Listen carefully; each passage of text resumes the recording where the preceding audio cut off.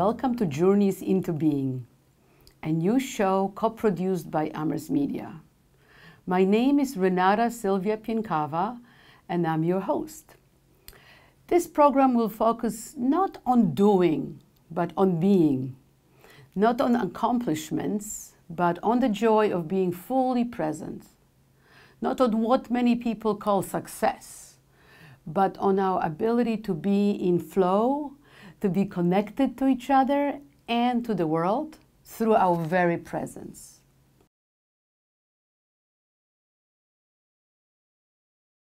So I'm Arlene Distler, and I am glad to be here in Amherst doing this. It's a great pleasure to have you here, Arlene. We're very pleased that you traveled from Brattleboro to Amherst. And just to ease us into the process of interviewing, what did you bring today that would reveal something important about you? Well, I brought a few things. My book, after 30-odd years, I finally put a collection together. You know, I've published some, and I've read in the southern Vermont, northwest Massachusetts area. But this is my first full-length book. And I have a chapbook from 2014. So this is, at this point, my life's work. Awesome. Is in here. Awesome. So you have 4 wonderful children, and this is your child of your spirit, of your soul, yes. Of your lifetime of all kinds of adventures. Indeed. Would you like to read a poem right now, or should we wait a little bit? I can read. Well, the poem I thought I'd read as a first poem is very connected to a past that I think I should say something about. Yes. So that's my next question. Where did you come from? What's your background like? Tell us a little bit about your life's history. So, some very disparate places. Childhood at, till 12 or so was Queens, New York. But we went to Florida for winters, wow. In part because I was sick a lot, I think, just colds and stuff like that. But then we moved to Miami Beach full time. And that was, for me, a huge adjustment. Just culturally, it was so different. How so? Even in like junior high, girls talked about and kind of rated each other on the brand of clothes they had. Wow. And yeah, it was just kind of more of a materialist culture. And I could feel that even at 13 or so. As it turned out, I was a budding beatnik. Anyway, so Miami Beach, when I was old enough to choose where I was going to be, I went to New York City. Of course. Where I had some adventures, including meeting my husband-to-be, Alan. So. How did you guys meet? Were you in Soho or? We met it's quite a story, actually. I had seen this interview, I think, on the Tonight Show with a therapist. And of course, I can't remember his name right now, but he was a well-known therapist. And the discussion got around to, is it okay to just meet people, like walking on the street? Things were very open, getting very open. It was, you know, like 66, 65. And I was working doing portraits because my college background is art and painting, which is still very important to me. And I had finished with my evening and was walking to the bus stop, and a young man was walking the same direction, and asked me if I wanted to go someplace for cake, which we did. And I saw him, you know, many times after that, and eventually we paired up for real. I moved in with him probably a month or so later. Wow. Yeah. So New York City. Then when we decided to raise a family, I guess, and just be together and start a life together, we ended up looking in the country. He both wanted to be in the country, I wanted to be in the country. And we ended up in Woodstock, New York. Wow. And that was an adventure, and it was wonderful. I had my first child while we lived there, but it wasn't real country. It was kind of the village transplanted into the country. You know, it's cool to say, well, I was there when Bob Dylan and the band were there and all that, but it wasn't really what we wanted.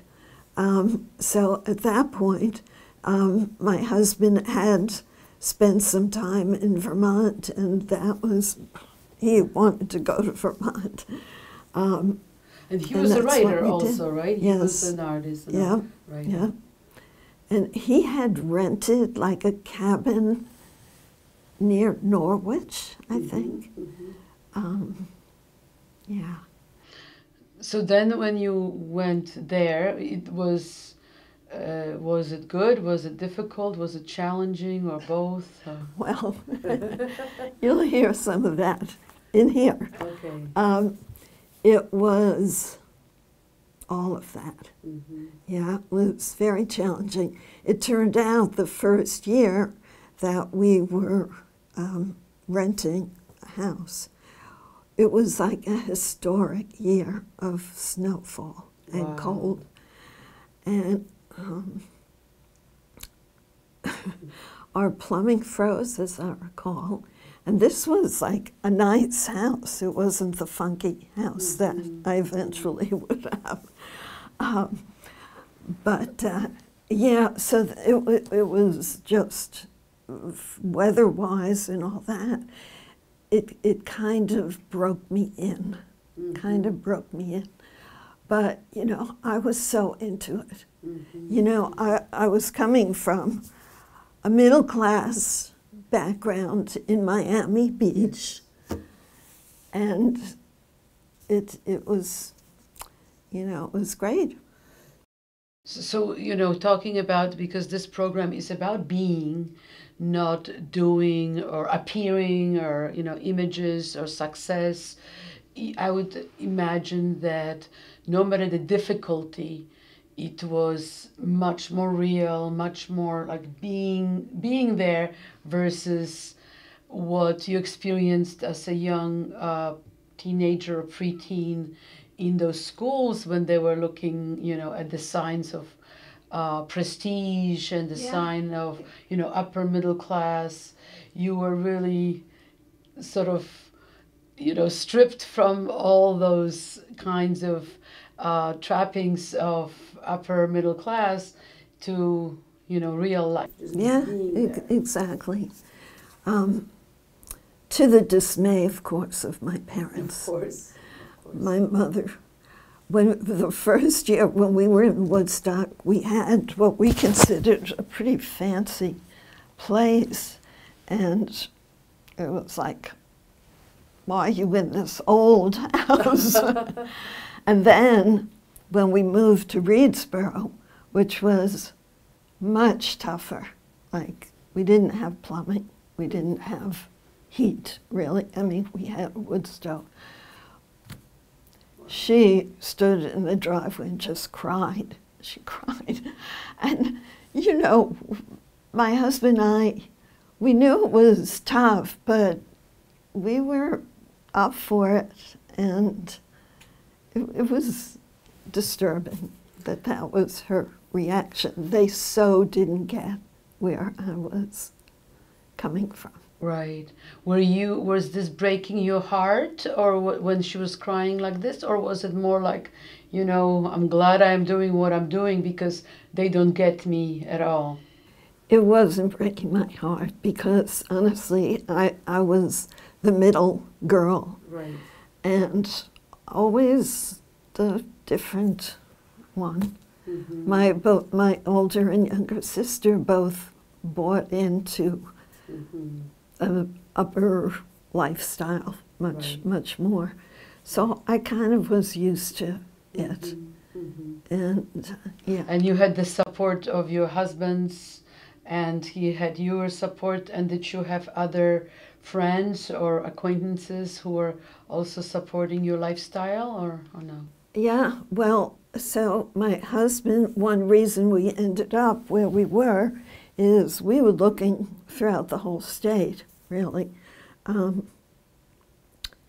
My husband's best friend from college days, from Yale, I think it was the theater department, anyway,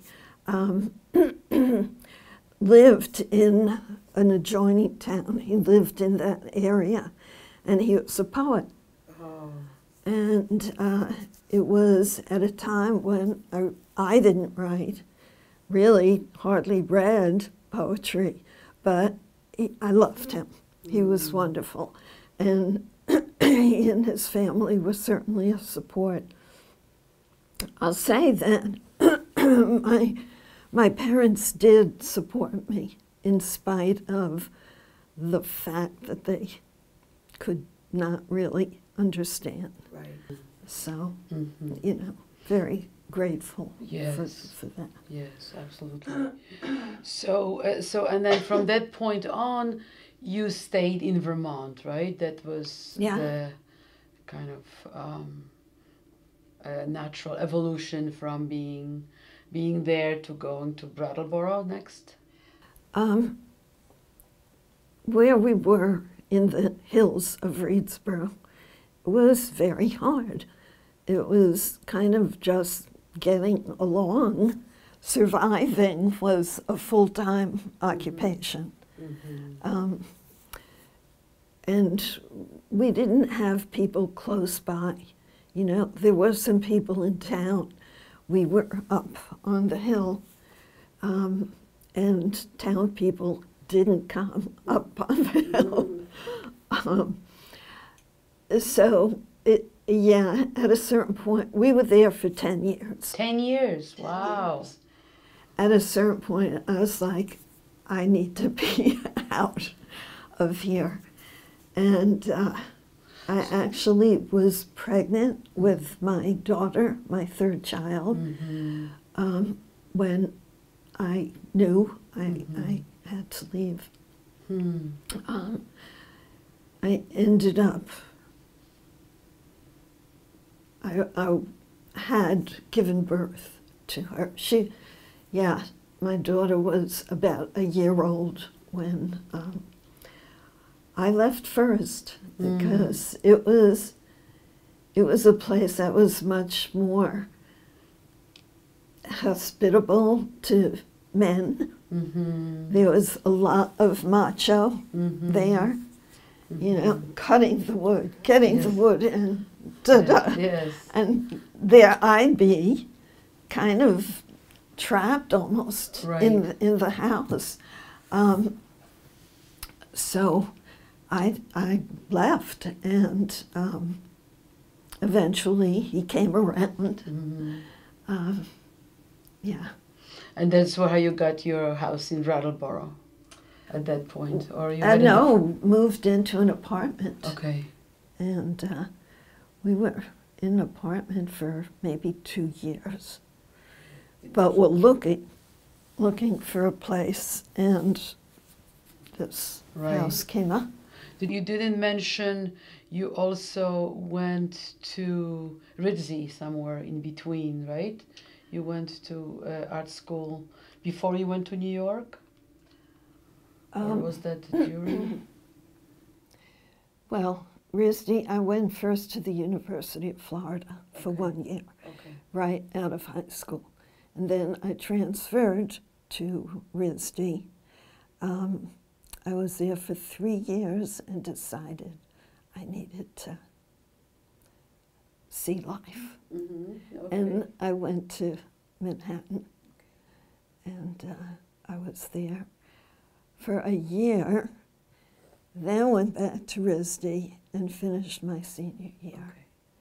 Okay. And Alan and I would travel Wow. back and forth. Awesome, awesome. So then we just have a little bit of where you came from, your background, and how does this background inform who you are now? How do you see yourself coming out of that background? We didn't talk about years yet of raising family in Brattleboro. Right, right. So, I mean, family is a huge other part of my life, a very important part, because mainly I worked for a while in the school system with elementary age children, but mostly I was home raising my kids, and that's what I wanted to do. Mm-hmm. I always knew I was going to have children and wanted to have children. What did you ask me? So how does the background of where you came from, all these places and people, Yeah. how does that inform who you are now? Well, I feel like I've seen a lot of different sides of life, you know, from kind of somewhat wealthy, upper middle class. I saw clearly that that didn't make people happy. To kind of hard scrabble, you know. Even though we had some money, it was hard. And so I think I've got a certain perspective. Also, the years in Reedsboro definitely toughened me up, you know, and connected me to the earth in a way that's really important to who I am. And no, the earth, I mean, you've had a garden, and you also have worked with elementary school children, and that's, you know, getting connected again to families from all walks of life, Right. and was really important. So that comes to now my next question. What is most essential to you in your life, and why? I'd say what's most essential is my connection to Spirit, Holy Spirit, God, what the spirit of that embodies love. And yeah, I've gone to retreats, different meditation retreats, and yeah, different kinds of retreats. So wherever I'm at in my life, at any particular, I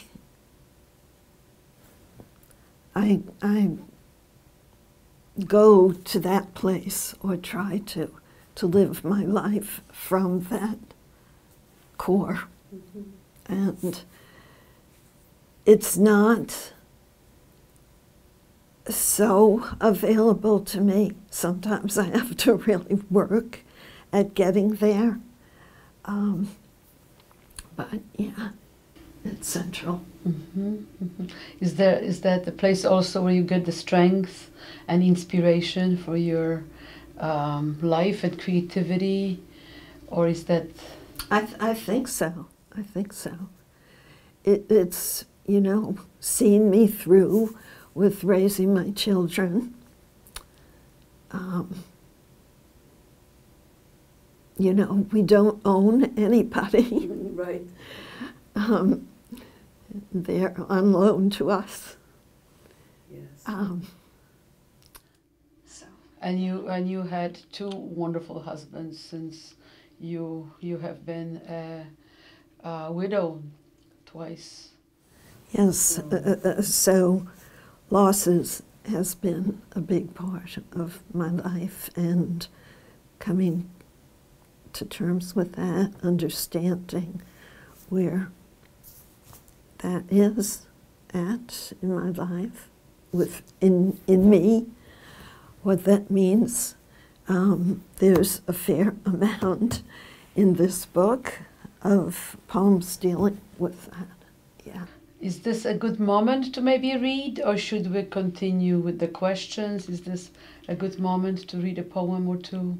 Sure. Okay. So we've kind of gone past the Vermont existential, which is largely about my experience. But should I? Absolutely. Okay. Yes, absolutely. Vermont existential. Askew from the first, the old farmhouse was destined to sink back to soil, the land stronger than our ability to shelter one another. That first winter, I portaged dinner through snow, from shed to dining room, around the gaping hole that would be our kitchen. More often than, excuse me, more often than not, the water froze, potatoes disappeared into the bellies of mice, the foundation wept. Vermilion bricks of hearth and chimney, finely pointed and chinked, were left in limbo. A glass dome in a room we'd never use billowed like a sail in full wind over the hull of a ghost ship. We abandoned the house on the dirt road we nicknamed Billy Goat, left its isolation, hauling water, cutting, splitting, stacking wood, growing, cooking, storing sturdy turnips and beans. I left first. He followed one truckload at a time. Years later, on a return visit to the musky sweet scent of growth and decay, where the seeds of my children were sown among clover and high grass, where I learned marriage could sting like thistle, there's only a burnt and bruised shell, yellow jackets in the cellar hole, chimney the only thing standing, and the sky, as usual, brooding and hallowed. Thank you. You're welcome.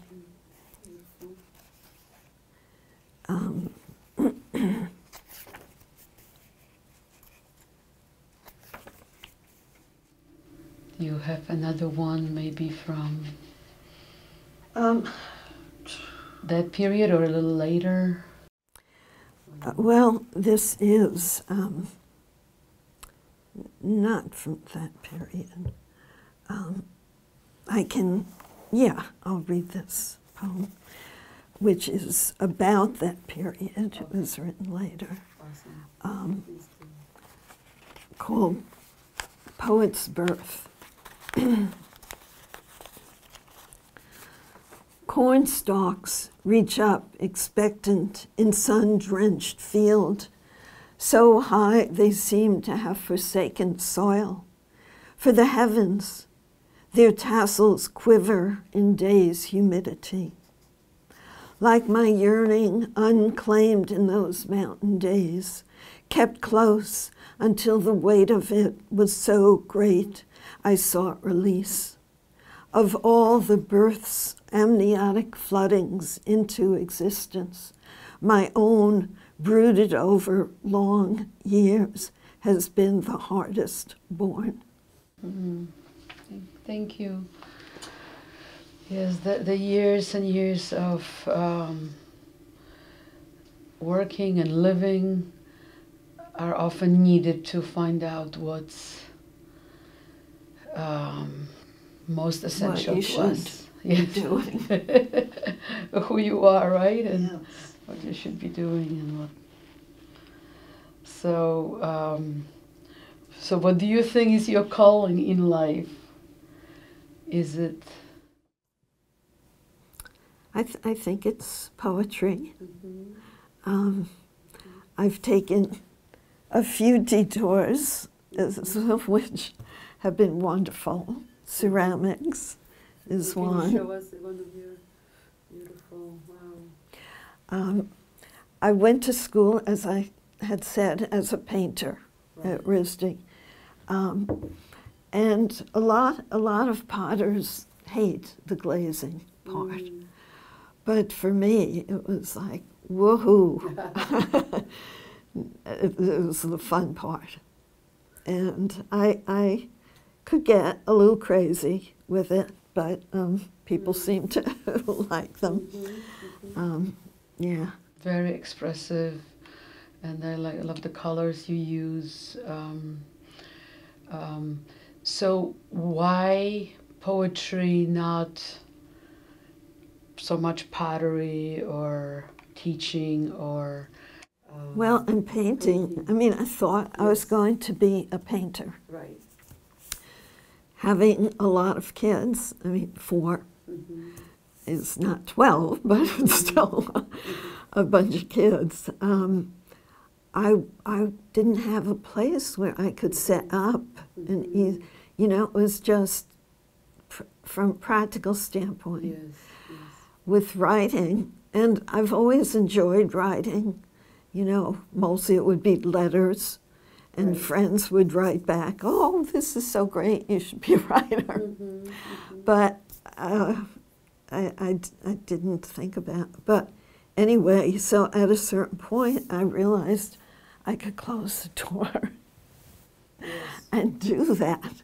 Right.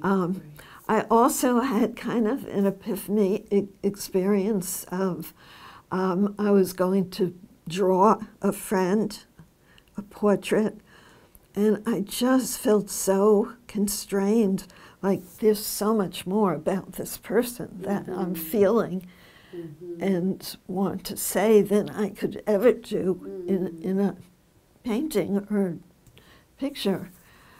So that, yeah, that was, got in there. And then an important experience to my being a poet was watching the inauguration of the Vietnam War Memorial in Washington. And it was incredible. These guys, I was a war resistor, you know, protester. These guys would sit just straight ahead in front of the camera, like I'm doing. and tell their stories. And it was so moving. And that was my first poem, writing about that. And then it opened up a world, that experience. And I really feel in your poetry you are using your gardening and your painting and your even your pottery. You are kind of using all that because your poems are so they're powerful words, but also the imagery seems so all-encompassing. Maybe you would like to read the next poem that you brought that also, you know, encompasses so much of unloading the kiln. Yes, which right? relates that to relates to the pottery. the So pottery. connecting all these different arts. And you know, something that this conversation has just brought up is that when you write a poem, you shape it. Not so different. Right. Right? Right. And you capture the texture and the colors, and you capture, you know, the moods and the feelings, the words that are in between the words. Thank you. That's what one hopes. This is called Unloading the Kiln. And it honors the guy who founded this particular studio and died recently, kind of suddenly, a wonderful man. So he comes in toward the end of the poem.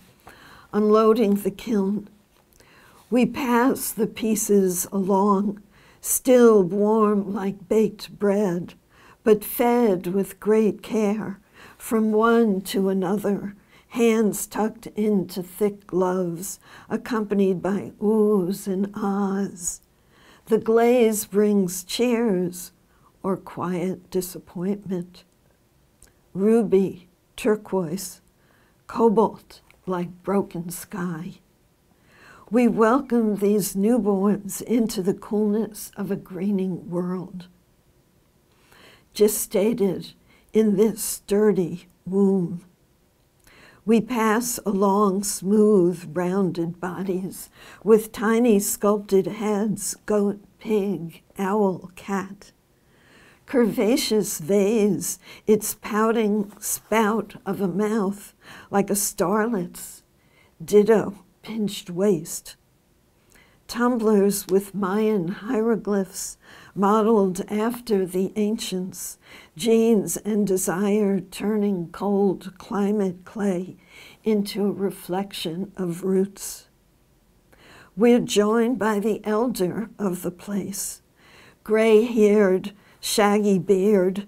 We handle his unglazed slabs gingerly, marvel at strange symbols pressed into them. They're like Moses' tablets, handed down from the Holy Mount, cracked, the imperfect already writ into their russet-stained hide. Thank you so much. I think that's a wonderful introduction to this very meaningful question, for me at least, about being, because this program is about being, not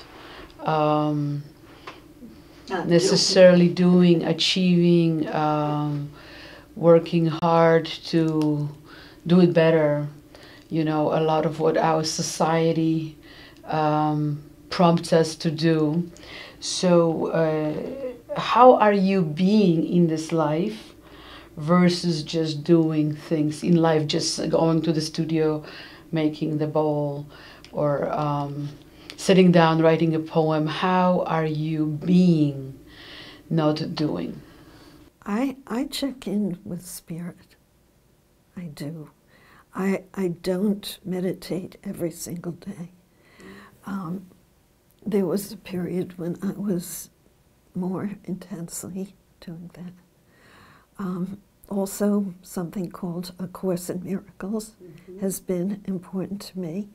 Sometimes I go back and read something in there. It always blows me away. It's just what I need. So that's holds me, you know, those things hold me. So that when you're writing, when you're gardening, when you're cooking, when you're with your children, you keep checking in, and so it's, you know, not every minute, of course, but especially if something difficult comes up, I try to get a perspective, get out of my headness, and you know, get clarity. And when you do that, is it more of a flow, a sense of flow and smoothness and peacefulness, or not necessarily? Not always. Not always.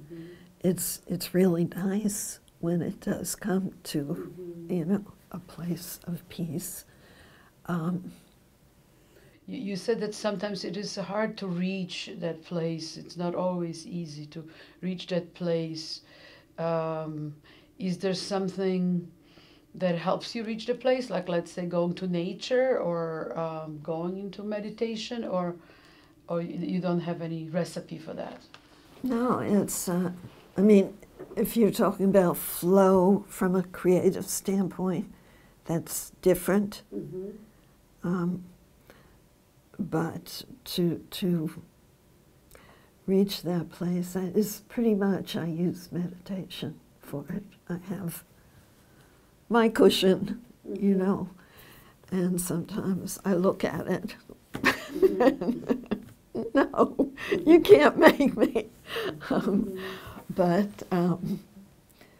Yeah, so, you know, sometimes when I'm writing, if I'm stuck and I don't know where this is taking me, where I want to go with it, I sit and, you know, try to go to a deeper place. Right, right. Well, I have a couple of questions that were not on the list. One of them is, you know, you have been a mom and now a grandmother. What advice would you give to moms who want to be creative, who have these urges, creative urges, or just even starving for the time by themselves, but, you know, are in that very busy time of life when it's hard to find the time to go to the bathroom, let alone find the time to, you know, have that half an hour of connection and or creativity, or time for meditation, or time for nature? To just honor it. Don't dismiss those feelings and urges, and be patient. You know, I didn't get all that much done for years, but I don't regret it. You know, if one has children, I think you owe it to those children to be present for them in a real way. But yeah, you need to honor what you need, and you'll be a better parent for doing so. Thank you. And what about that question keeps coming up also, that wasn't on the list, but what would you tell other folks who are maybe worried in our very youth-obsessed society about getting older and aging, and being, you know, one of the now, you know, you were very young when you started on this journey, then you know, like all of us, you know, middle-aged, and then, you know, going into the position of one of the elders in the society. How do you feel about that, and what do you think you could share with others to maybe encourage them? Because you do seem, you know, like you kept your youthful spirit, passionate spirit. Definitely, there are things I still want to get done. And I think if you honor your inner place, I mean, that's there for you, no matter what age you are. Mm-hmm. And, you know, life is not the body. Mm-hmm. And so that's something to let go of and to learn to let go of that, which of course is something that we're all, you know, I can't say I've accomplished that, Mm-hmm. but yeah, you know, one has that inner being to take refuge, as the Buddhists say. Beautiful. Thank you. Thank you. So I think I did ask my questions. Is there anything else you would like to add to today's session? In talking about my spiritual life, I did not talk about Judaism, which, although I find it doesn't feed me spiritually very much, I don't eschew it. I think of Passover as a symbolic, the journey from slavery to freedom. I think Passover is meant to be taken as, what's the word?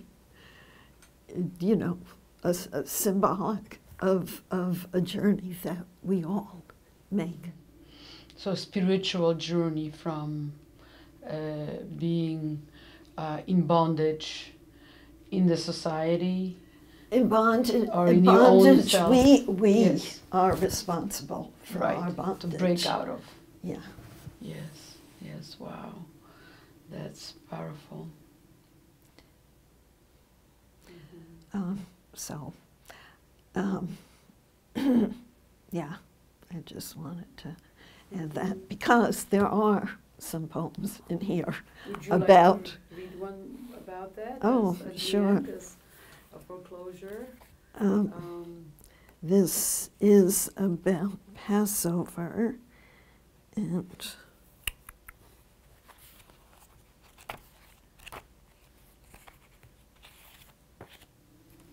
And would you say that our art is a way also of breaking out of our bondage? That it could be?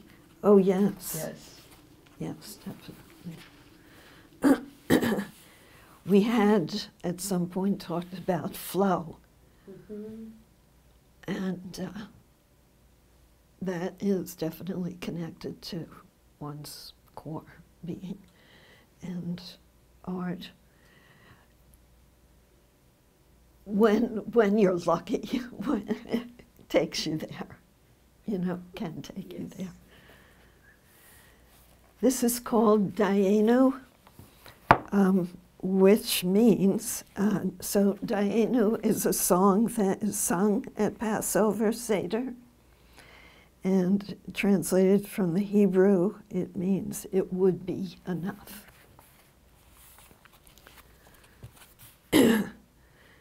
For Marty, who was my second husband and a person who stuttered, so I'm not sure. To me, that's in there, but I'm not sure it is, actually. He, driving in his best suit, I beside him in wine velvet, we make our way down Route 91. The dry and pallid season, like a discarded husk, gives way to new buds. A little side note is Passover is always in the spring. Under a flame blue sky overlaid with plumes of cold gray, forsythia bloom in buttery swaths, willows sway fine filigree. As in the story passed down from millennia of a people who found their God while wandering, we give thanks. Had we only the virgin grass laid out before us, lush and pristine, that would do. Oaks and maples, their silhouettes an echo of rivulets emptying into rivers' mouths, that would be enough. Had we the grass, trees, golden forsythia against a smoldering sky, that would surely suffice. But there is this and more. You and I, primed for a first-time duet, spring night's octave, song of liberation.